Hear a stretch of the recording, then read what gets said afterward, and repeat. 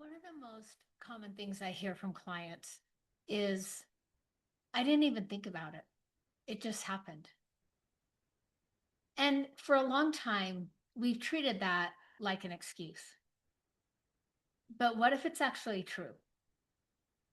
What if, in some moments, lying doesn't even pass through your thinking brain? Most people think lying is a conscious choice. Like you weigh your options and decide, should I tell the truth or not? And that assumption shows up in relationships all the time. And the assumption that if you cared, you would just tell the truth shows up in relationships all the time. But that assumes the person has access to that choice in that moment.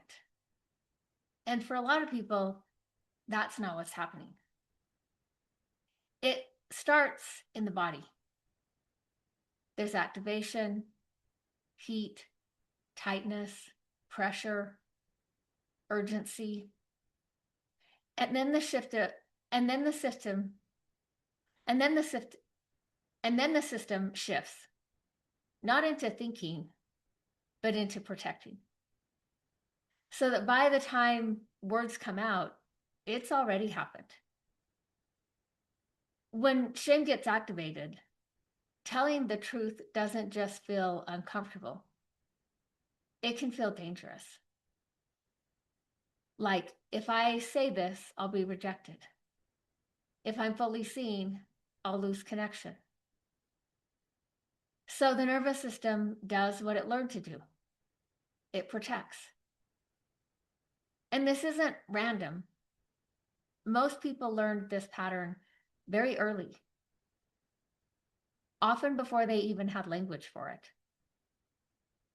When telling the truth didn't feel safe, or when being fully seen came with consequences, their nervous system learned this is how we stay okay. So imagine this in a relationship. A partner asks a question, and immediately there's that internal shift. There's pressure, there's fear, there's shame. And often they're not even aware of that. And instead of what's the honest answer, the system goes to, how do I get out of this without making it worse? And that's where the lie comes in.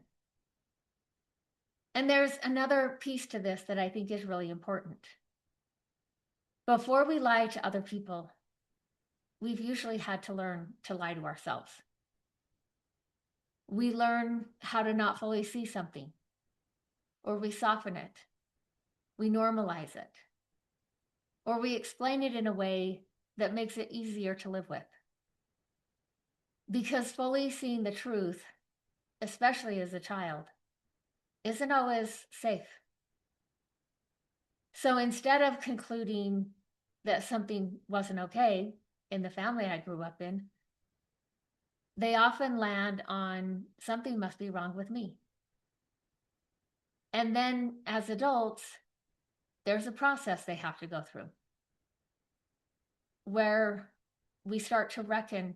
And then as adults, there's this process we have to go through where we start to reckon with our own story.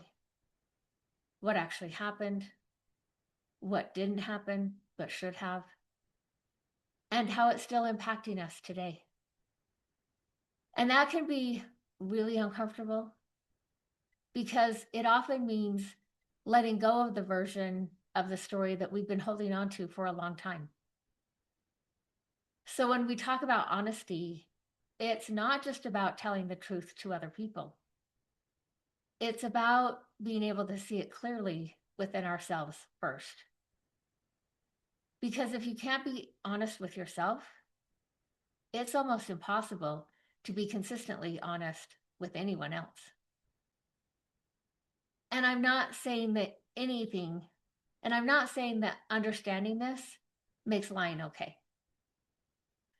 But if we treat it But if we only treat it like a character issue, we won't change it. The work isn't just be honest. The work is building the capacity to stay present when telling the truth feels uncomfortable. Because honesty isn't just a value, it's something your system has to be able to tolerate. And one of the things I often say is, as the truth reveals itself to you, it can be very painful because it means seeing things clearly. It means letting go of the version of the story that was easier to hold. It might mean grieving what didn't happen or recognizing the impact of what did. But at the same time, something else happens. The truth settles you. It settles your nervous system because you're no longer trying to manage something or hold together a version of reality that doesn't quite fit. And there's a kind of steadiness that comes with truth, even when it's really hard. And that's very different from the instability that comes from not fully seeing or not fully allowing what's real. If you want to understand this more deeply, I just released a full episode where I walk through this using both personal examples and with the work I do with clients. I'll link it below. I hope you check it out.